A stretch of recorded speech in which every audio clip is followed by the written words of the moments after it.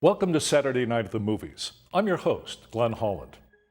Tonight's movie is the 1976 historical political thriller about the Watergate scandal, All the President's Men.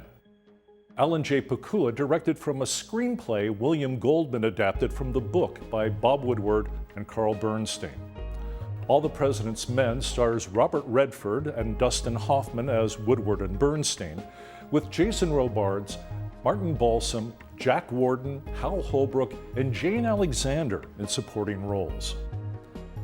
The film begins on the night of June 17, 1972, at the Watergate complex in Washington, D.C. A security guard, Frank Wills, sees that the door's latch has been taped to prevent it from locking. He calls the police, who search the building and find 5 men have broken into the office of the National Democratic Committee. The next morning, Bob Woodward, a young reporter for the Washington Post Metro section, goes to the local courthouse to cover the story. He's surprised to learn the 5 men were using expensive surveillance equipment and are being represented by a high-priced attorney. One of the accused, James McCord, reveals he used to work with the Central Intelligence Agency, and the other 4 men, all Cuban Americans, also have CIA connections. They also have connections with a Nixon White House official, E. Howard Hunt, who works for Chuck Colson, the White House counsel. Carl Bernstein, another young reporter, is assigned to work with Woodward on the story, and together they dig deeper into the burglary to discover what deeper story is behind it. They're repeatedly met with silence and obstruction.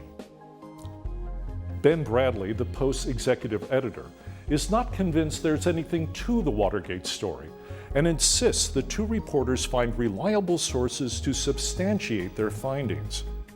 Woodward turns to a source he's employed before, a highly placed government official he refers to only as Deep Throat. They meet at night in an empty Washington parking garage. Deep Throat refuses to offer any information, but tells Woodward he will substantiate whatever the reporter finds out from other sources. He also offers a word of advice: follow the money. The break-in to the headquarters of the Democratic National Committee in Washington was the initial incident that led to the major political scandal that became known as Watergate, after the complex where the burglary took place. As the story slowly unfolded, it became clear that the real scandal was not the burglary itself, but the vigorous efforts by Nixon administration and Nixon re-election campaign officials to cover up the connections between those entities and the Watergate burglars.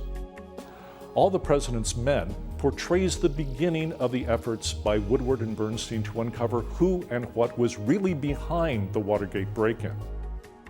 The film covers the period from the break-in in 1972 to Nixon's second inauguration on January 20th, 1973.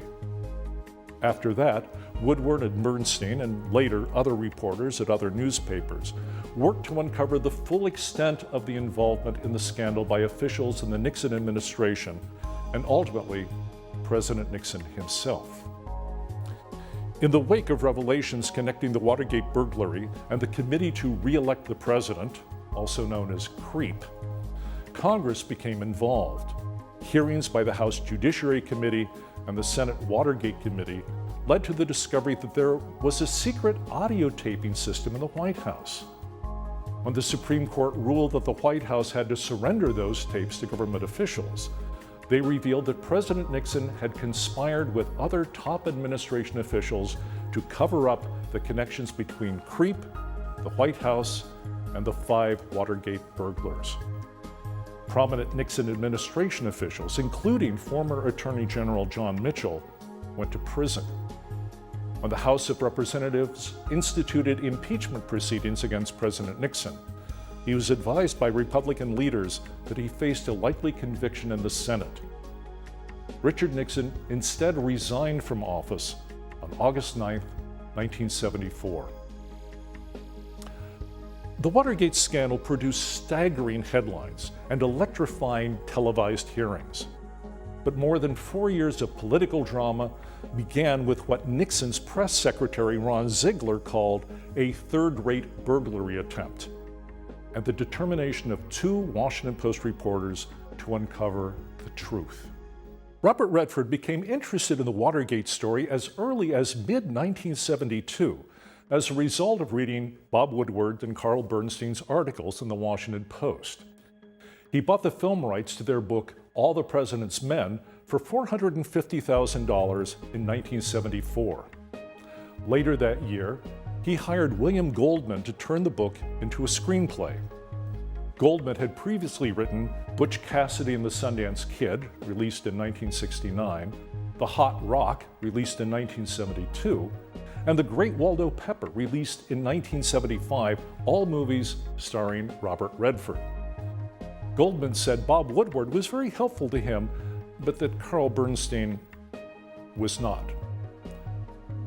Goldman's major decision in adapting Woodward and Bernstein's work was to restrict the film's content to events in the first half of the book and discarding the second half. None of the principals was happy with Goldman's first draft. Bernstein wrote his own first draft with the help of his then-girlfriend Nora Ephron, who would later write the screenplays for When Harry Met Sally, Sleepless in Seattle, and You've Got Mail, among many others. Redford suggested some of their material could be worked into Goldman's script. Goldman considered Redford's actions, in his words, a gutless betrayal, and ultimately only one of the Bernstein-Ephron scenes was included in the shooting script. Goldman won an Oscar for Best Adapted Screenplay for his efforts, but later said in his memoir, Adventures in the Screen Trade, that if he could start his career over again, he wouldn't go anywhere near All the President's Men. Ben Bradlee, executive editor of the Washington Post, decided to cooperate with the production of the film to help ensure its factual accuracy. In his memoir, A Good Life, Newspapering, and Other Adventures, Bradlee recalled when Woodward told the Post's senior editorial staff that Alan J. Pakula would be directing the movie. Woodward said Pakula had already produced To Kill a Mockingbird in 1962 and directed Clute in 1971. The response, according to Bradlee, was, "Big deal.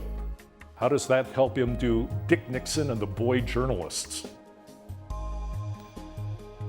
Redford and Hoffman spent several weeks in the Post newsroom getting a sense of how the reporters worked and attending staff meetings. The production crew went to great lengths to recreate the Post newsroom as accurately as possible on a Warner Brothers soundstage. Boxes of trash were shipped to the set in Burbank, and a brick from the newsroom became the model for the fiberglass versions used to decorate the set. Nearly 200 desks from the same company that supplied the desks for the Post filled the set, painted the same color as those in the Post newsroom. The filmmakers even used faithful replicas of outdated telephone books. Ben Bradlee wanted George C. Scott to portray him, but Redford's choice from the first was Jason Robards. When Robards visited the newsroom to get a feel for the place, Bradlee told him, "Just don't make me look like a jerk." Except he didn't say jerk. After one visit, according to Bradlee's widow, Sally Quinn, Robards left and never came back, but he absolutely got Ben. Robards went on to win Best Supporting Actor awards from the New York Film Critics Circle, the National Society of Film Critics, and the National Board of Review, as well as an Academy Award. The reviews of the movie were enthusiastic.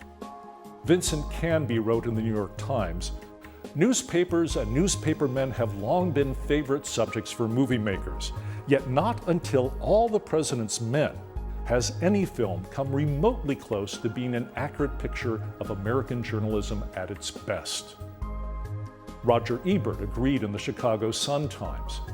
"It provides the most observant study of working journalists we're ever likely to see in a feature film, and it succeeds brilliantly in suggesting the mixture of exhilaration, paranoia, self-doubt, and courage that permeated the Washington Post as its two young reporters went after a presidency. Unusually for a serious political drama, All the President's Men was both a popular and financial success. It earned over $30 million for Warner Brothers in the US on its initial release. It is often shown to journalism students to give them some idea of what the life of a newspaper reporter is like.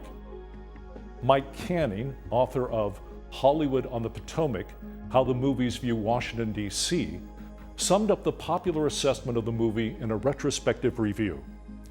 It has become the gold standard for films on investigative journalism. Please join us again next time for another Saturday Night at the Movies. I'm Glenn Holland. Good night.